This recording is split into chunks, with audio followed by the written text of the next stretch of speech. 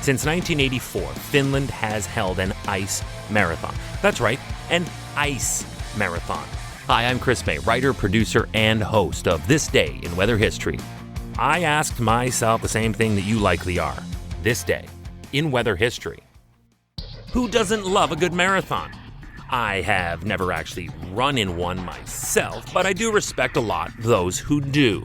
They are grueling and take incredible discipline, especially when the weather acts as a massive hurdle. I actually did an episode of this podcast called Deadly Hot Chicago Marathon back on October 7th. So what do you do if the massive run is set on ice? As you would imagine, it's not a traditional marathon, but not in the way we might think. You see, it's also not 42.2 kilometers. Oh, and it's also not running either. This is actually way cooler. Racers can choose any option for mobility, including ice skating, ice biking, or sledding. Now we're talking. This sounds wicked cool. Plus, there are several different race durations, starting at 25K. Then there's one for 50 kilometers, 100 kilometers, or 200 kilometers, which basically translates into half marathon, slightly longer than a full marathon, twice as long as a full marathon, and like running 4 marathons. Gee, that escalated fast.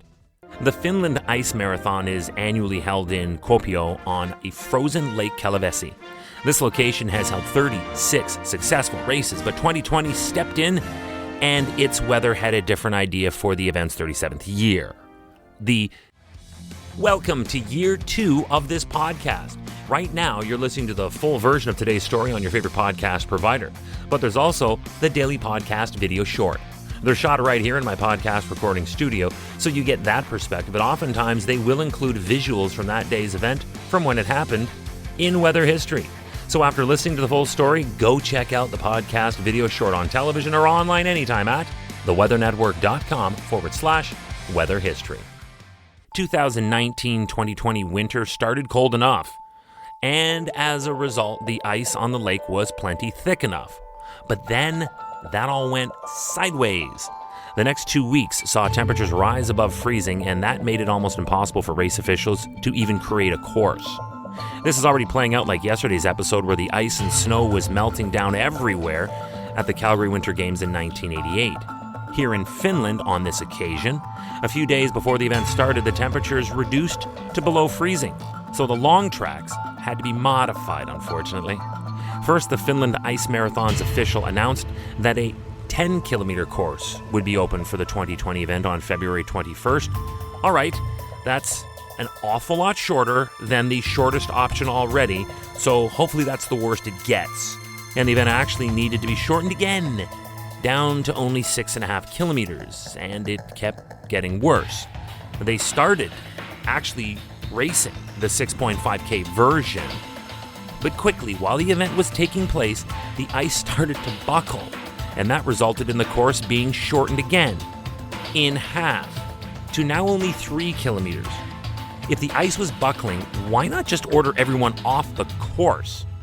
In 37 years of this ice race, it was the first time weather had caused this much of a disaster to the details. So what happened? The climate happened.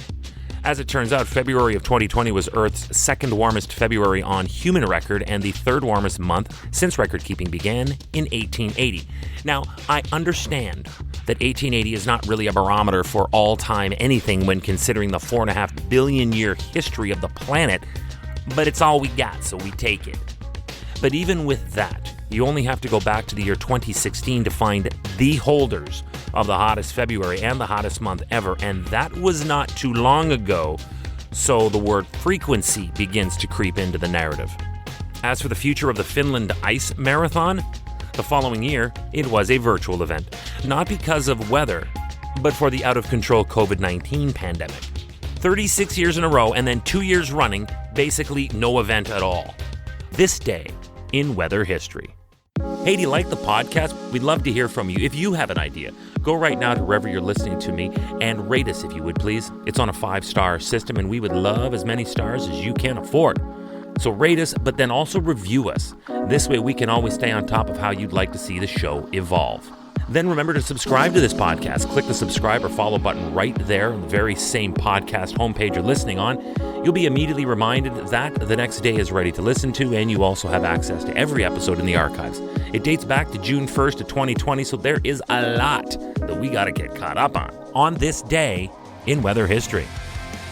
Tomorrow is February 22nd, and we are going back to the year 1998 for what was called the Night of the Tornadoes in Florida.